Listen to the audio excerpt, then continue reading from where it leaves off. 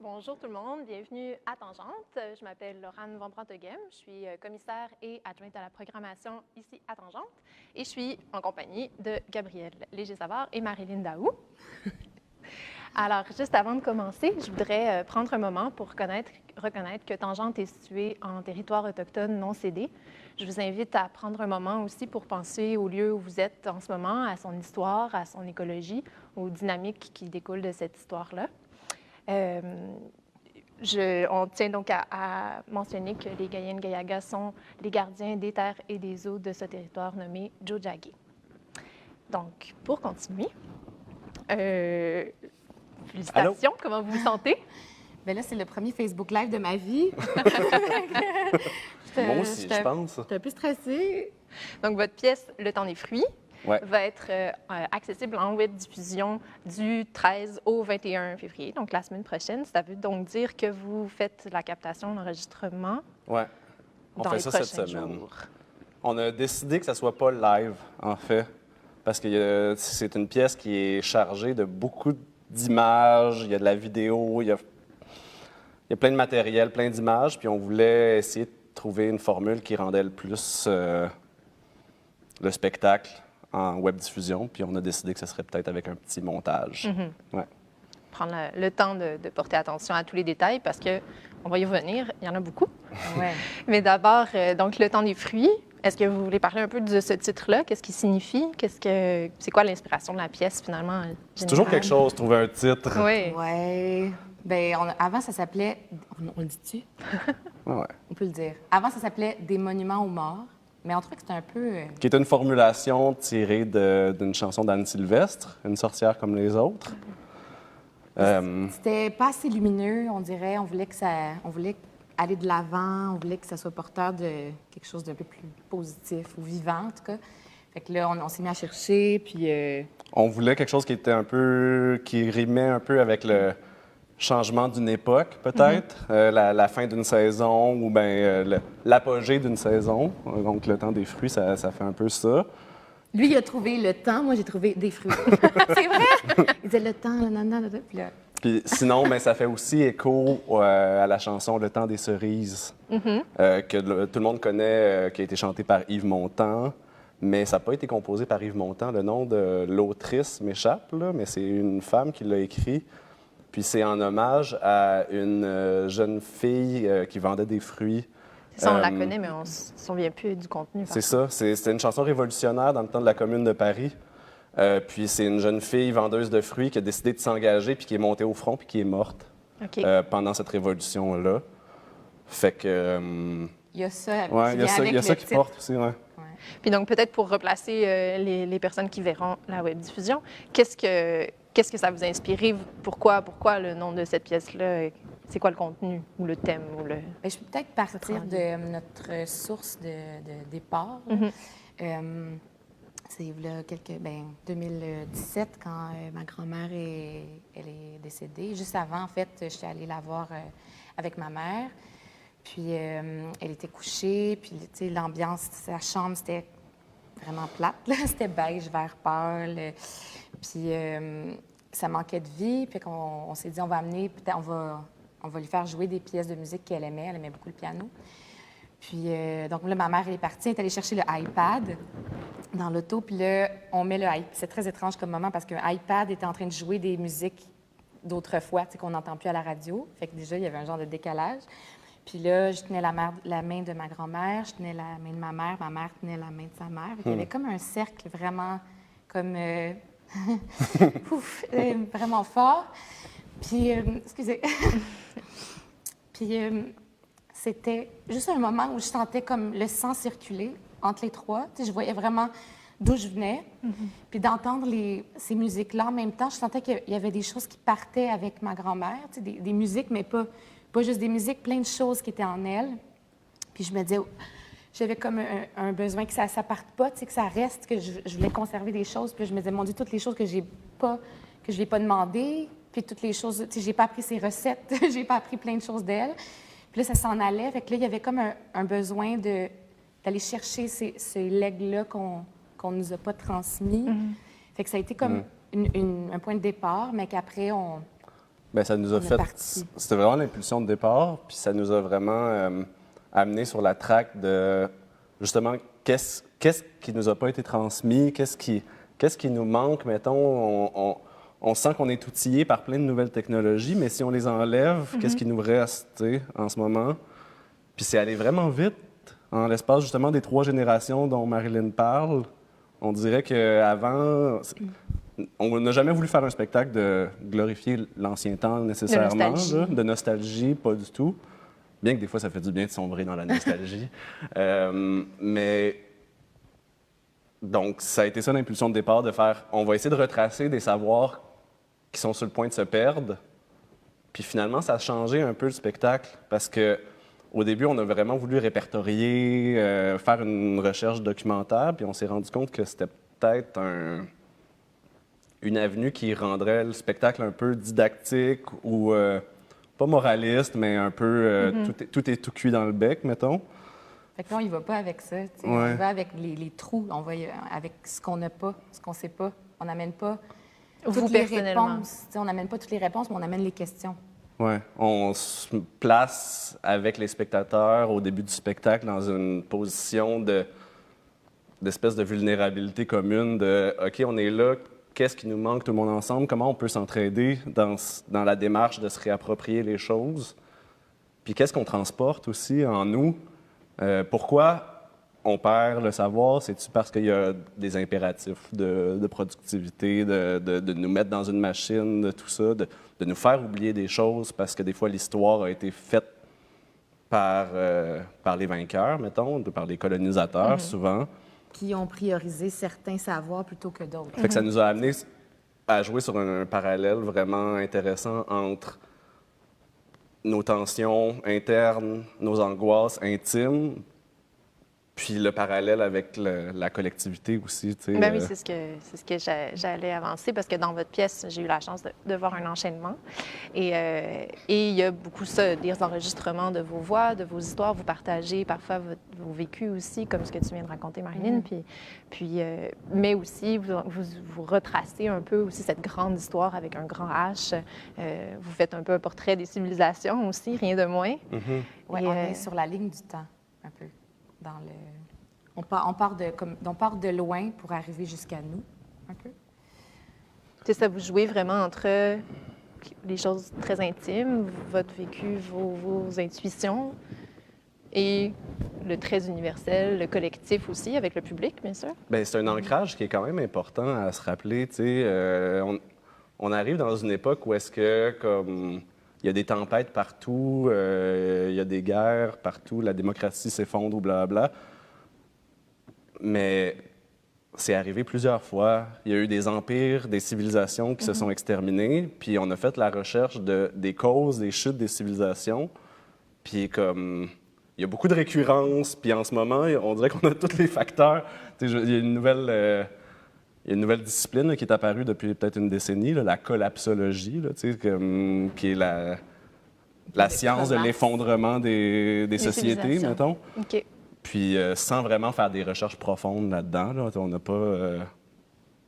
on fait une œuvre d'art, on ne fait pas une thèse universitaire, mais quand même, tu sais, on s'est rendu compte que tout ça, ça nous habitait.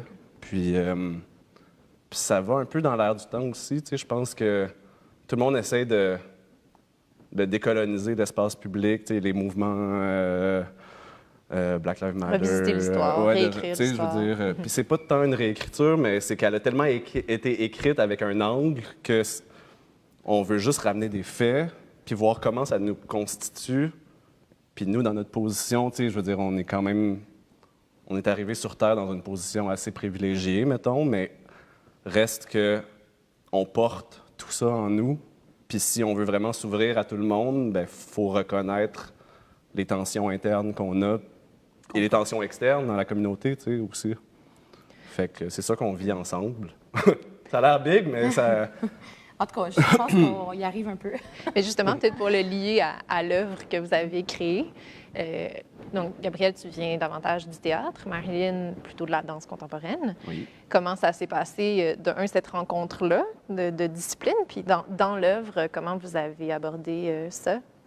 Bien, je pense que ça vient peut-être d'une curiosité ou d'un intérêt pour autre chose que qu'est-ce qu'on fait, nous, tu sais, ou les choses dans notre formation de base, tu sais, aller ailleurs un peu, une première curiosité.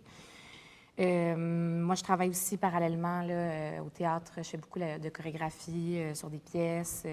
Fait que c'est déjà quelque chose qui m'habite, qui m'intéresse. Puis je trouve que ça m'a un peu teinté ma façon de voir la création. Puis, donc, de travailler ensemble, c'est que il n'y a pas de... Tu sais, le corps appartient pas aux danseurs, puis la voix n'appartient pas aux comédiens. Tu sais, là, je suis en train de parler, puis je bouge aussi. Tu sais, c'est humain. On est des êtres humains qui... On est complexe, on est multiples, on fait plein de choses. Je suis en train de bouger, de parler. Donc, c'est juste de voir cette rencontre-là. Puis, c'est sûr que ça amène des défis parce que c'est pas les mêmes parties du cerveau tu sais, qui fonctionnent. Ouais. On le sent, là. On a des facultés différentes. Et on a essayé aussi d'utiliser les médiums qui se prêtaient le plus au moment du show, quand il y a quelque chose d'indicible, mettons. C'est sûr que le corps prend un peu plus le relais, mais on a voulu aussi que ça se passe par les images scéniques qu'on crée aussi, avec les accessoires, la projection vidéo. Puis on a trouvé quand même une manière de, quand nous-mêmes, on ne parle pas, des fois, comme tu disais, il y a de la parole aussi qu'on entend. Puis l'œuvre est comme construite d'une manière où est-ce qu'à un moment donné, la parole s'efface. Mais quand les gestes prennent le relais, on est chargé de tout le sens qui a été évoqué au début. Donc c'est comme si sans donner toutes les clés, parce qu'il n'y a rien de linéaire vraiment dans l'œuvre, là. Il y a quand même, vous allez pouvoir prendre ce que vous voulez là, dans cette œuvre-là. Mais on dirait que ça ouvre une porte d'accessibilité, mettons. Puis ça nous...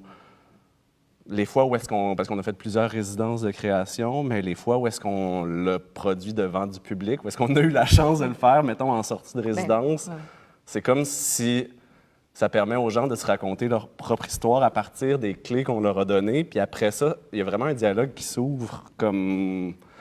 avec des gens qui ne sont pas nécessairement habitués à voir des œuvres de danse pure ou de théâtre pur, ou est-ce que le théâtre, ça peut être très verbeux des fois, puis on se perd, puis on n'écoute plus. Puis des fois, la danse aussi, ça peut être...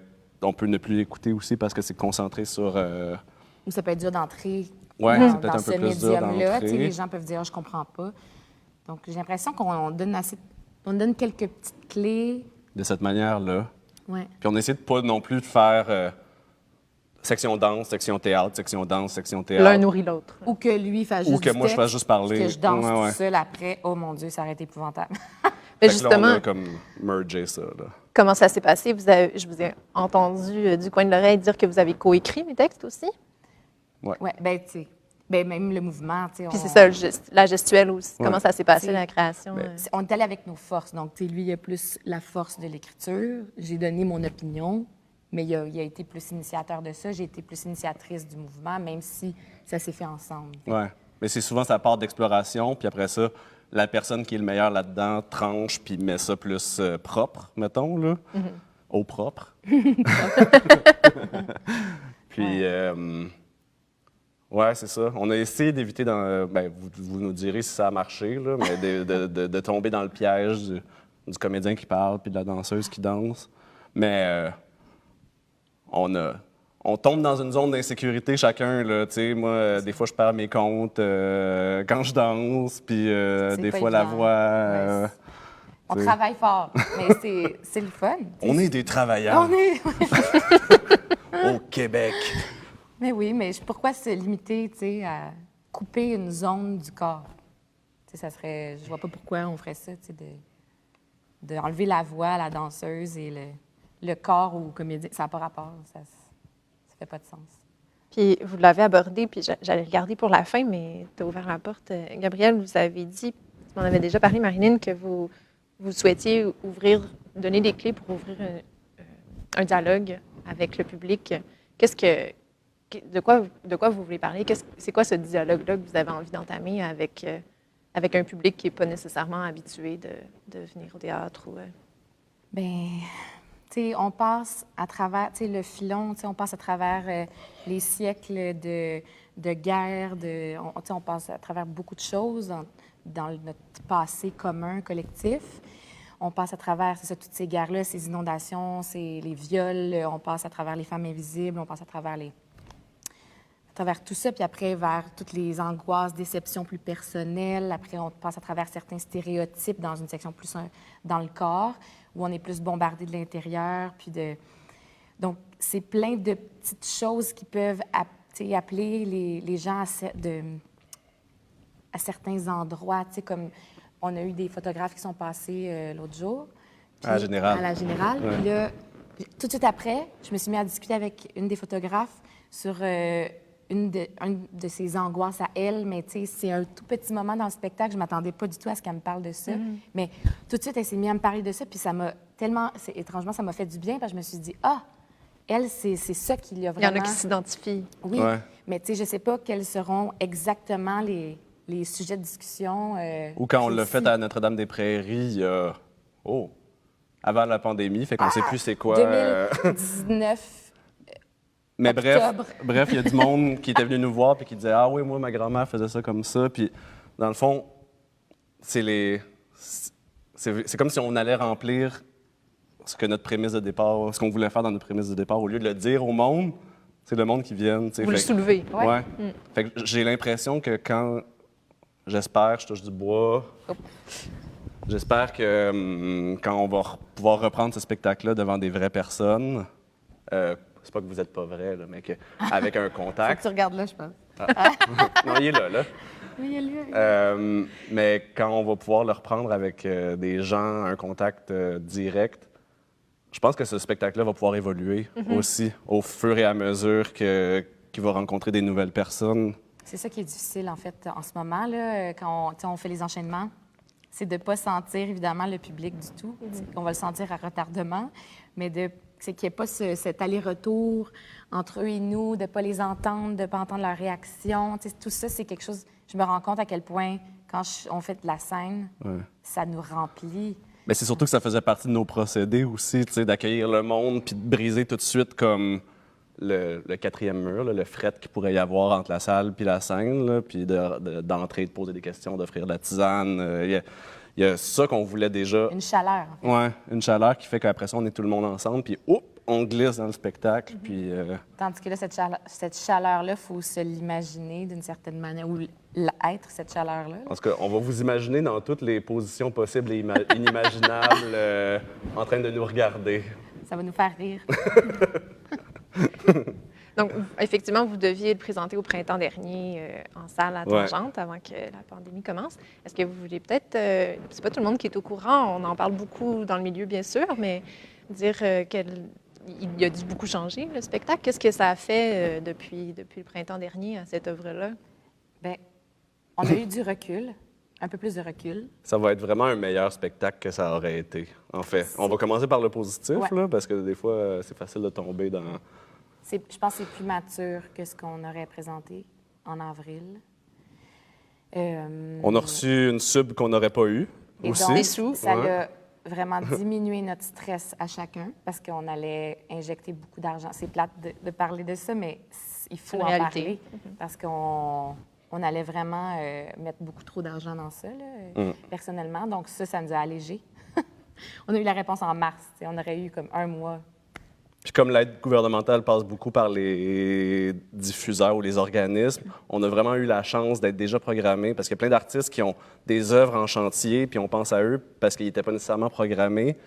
Puis à ce moment-là, bien, l'aide gouvernementale, surtout du Québec, elle n'arrive pas à ces artistes-là. Qui sont en création. Qui sont en création, tu sais. Mais qui ne sont pas, c'est ça, programmés officiellement. Ouais. Donc, Fait qu'on a encore, une fois, été chanceux à ce niveau-là, mais sinon...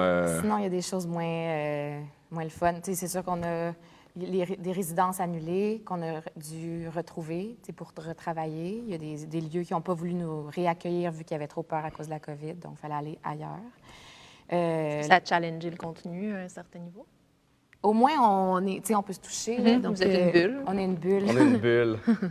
Mais Ça, au moins, pour nous, c'est pas si pire. Mais, tu sais, mettons, fallait quand même calculer à chaque fois qu'on était en résidence. OK, on est combien? La distance, les concepteurs. OK, pas plus que tant de personnes aujourd'hui. OK, il y a une petite logistique, là, qui est... Non, mais on a eu quand même...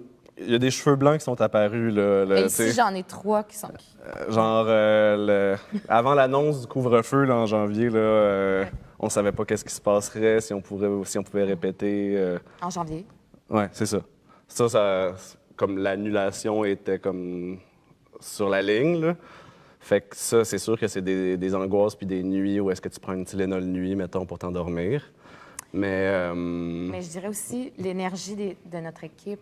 Tu sais, on est tous humains puis on réagit de manière différente à toutes ces choses-là qui nous arrivent. Ouais. Puis il y a aussi beaucoup... C'est très étrange que ça a fait la pandémie sur le milieu. Il y en a qui ont travaillé vraiment trop, puis il y en a qui n'ont pas du tout travaillé. Puis, bien, c'est ça. S'il y a des gens qui travaillent trop, bien, ça amène beaucoup de stress, beaucoup de fatigue. Tu sais, donc, l'énergie de l'équipe, ça a été vraiment comme... Puis aussi un projet qui était supposé finir en avril, mais qui finalement a presque 1 an de plus de vie. Ça joue aussi sur la motivation, là, de faire comme « Ah, finalement, j'ai plein de temps. » Puis là, tu te retrouves à 2 mois du spectacle, puis finalement, on n'a pas plus de temps parce que, en tout cas, on est humain, là. Fait que c'est ça. Puis, mais aussi, tu sais, plein d'autres choses, genre... les achats en ce moment. Comment acheter des objets dont on a besoin pour le spectacle. Des petites choses. Ça peut être un crayon. On veut écrire sur la table avec un crayon spécial. OK, il faut le commander. Parce qu'on ne peut pas l'acheter en vrai parce que c'est pas essentiel. J'ai vu que tu avais demandé une coiffeuse. Oui. J'ai cherché une coiffeuse. Frais de shipping d'Amazon, là. Au début, on voulait acheter local, mais finalement, il a fallu qu'on... Le panier bleu, bien, ça n'a pas fonctionné. Je veux dire, on veut, là, mais c'est ça. Puis, fait que des achats, toutes sortes de petites choses ici et là. On n'y pense pas à ces choses-là, mais elles sont là. C'est des frais aussi. On le mettra dans notre rapport de sub. Bon, on va finir sur une plus belle note.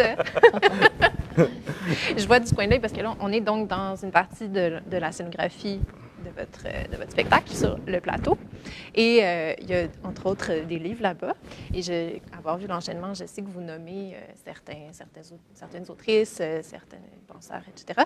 Puis j'avais une petite question. Est-ce qu'il y a des œuvres que vous avez rencontrées qui ont stimulé la création ou peut-être sans nommer ceux que vous nommez déjà, dont vous parlez sur scène, mais qui vous ont inspiré?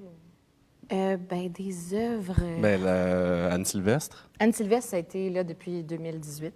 Oui, Une sorcière comme les autres. Pour ceux qui ne connaissent pas, peut-être... C'est des paroles absolument magnifiques. Là. Ouais, je vous encourage à lire les paroles. Elle est comme revenue beaucoup dans l'espace public récemment, là, sûrement parce qu'elle parle beaucoup à nos contemporains. Mais allez l'écouter. Ça a été... interprété de voix de maître par Pauline Julien aussi, là, une grande chanteuse au Québec. Bien, ça a été, ouais, ça, c'est presque une des inspirations majeures. Mais après ça, c'est qu'on s'est nourri de faits historiques, de militantes, de révolutionnaires. La bibliothèque de ma grand-mère à la campagne. Toute la série des Life là, dans les années 70 avec des spéciaux sur les plantes, avec des belles images, tout ça. On est allé fouiller beaucoup d'images qu'on voulait peut-être garder en nous. Mais là, on ne veut pas trop en dire. Oui, c'est ça. Sans dévoiler. Mais en fait, c'est juste pour peut-être parler du principe, s'il y a un petit rouleau de papier. Une table conçue par Catherine F.P. Qui est très spécifique à ce projet. Et il y a un rouleau, et donc il y a une manivelle derrière, on roule. Et là, les images entrent et sont captées par la caméra. Et ça s'en va sur le cyclo qui est déjà dans un élan lui-même. C'est comme un dispositif de mémoire. Fait que les images rentrent, puis c'est comme s'ils étaient scannés. Puis on les mettait dans notre cyclo, qui est une espèce d'immense interface de mémoire en marbre. Et puis, tout ce qui rentre là, on le garde. Ça, on le garde pour nous nourrir dans notre nouvelle humanité un jour. Fait que ça passe du mécanique au digital et ensuite c'est archivé pour nourrir. Exact. Puis, la caméra, des fois, on la bouge, on fait des focus sur différents éléments de la scénographie, différents accessoires. Puis des fois, on essaie d'aller très profondément dans la texture de cet élément-là, puis ça se répercute sur le marbre, ben, qui change en fait sur l'écran. C'est important, c'est ça, de dire que les images ne viennent pas de nulle part. Tu sais, des fois, en tout cas, dans des œuvres plus numériques, technologiques, des fois, des images viennent de nulle part. Puis moi, j'ai de la misère à comprendre l'utilisation du numérique, alors que là, c'est du concret qui est créé sur scène. Et pour moi, ça crée une synergie aussi avec la vidéo. Tu sais, Puis ça fait un peu écho à notre contenu puis à notre dramaturgie, là, d'essayer d'aller fouiller dans le micro pour faire quelque chose de macro, de magnifique. Il y a encore cette tension-là entre l'intime de l'objet et le collectif. Puis sa sensibilité, il y a quand même des images d'une certaine sensibilité qui sont créées en live. Ah! Un peu le... Ah! On a quelques minutes. On a une question. Dans les dernières minutes, on a une question qui interroge les aspects féministes qui traversent le temps des fruits. On part, je ne vais pas la nommer parce que là, vous allez devoir voir le spectacle, mais d'une femme importante révolutionnaire. De la Commune de Paris. Oui, on peut dire ça. Et qui est très inspirante. Et c'est comme, pour moi, en tout cas, un point de départ. On peut la nommer, non? Non, on le dit pas. OK, on le dit pas. Ça a été aussi le nom du bateau de Banksy. Ah oui, OK, c'est bon. On va donner des c'est un indices. Jamais. Mais c'est comment aussi, à travers la section plus de stéréotypes, c'était intéressant en fait, j'avais pas envie de faire ces stéréotypes-là. C'était vraiment étrange. Tu sais, on savait qu'il fallait faire une section Les stéréotypes plus féminin. attribués au féminin. Genré, oui. Tu sais, je me disais, j'ai pas envie de faire ça, mais en même temps, il fallait comme les faire, puis on pouvait se les interchanger aussi, que ça soit pas juste une femme, un homme font chacun leurs stéréotypes qui leur sont propres. Donc, les interchanger, voir qu'est-ce que ça a l'air dans le corps d'un autre, puis comment s'affranchir de ça, puis aussi à travers la parole, j'ai un moment plus...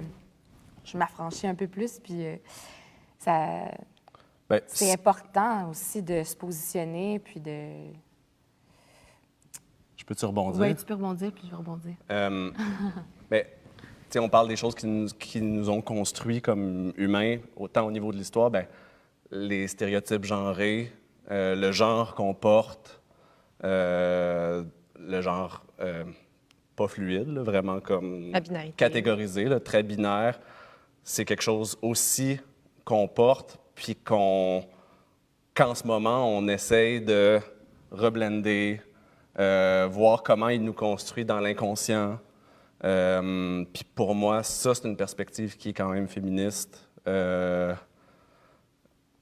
le travail qu'on a fait au niveau personnel, là, vraiment, pour cette œuvre-là. Fait que on porte, dans la section des stéréotypes, justement, on les porte, mais on se les interchange. Fait qu'au début, je fais l'homme fort, mais je vais faire la belle fille, puis puis après ça, tout ça se mélange, puis...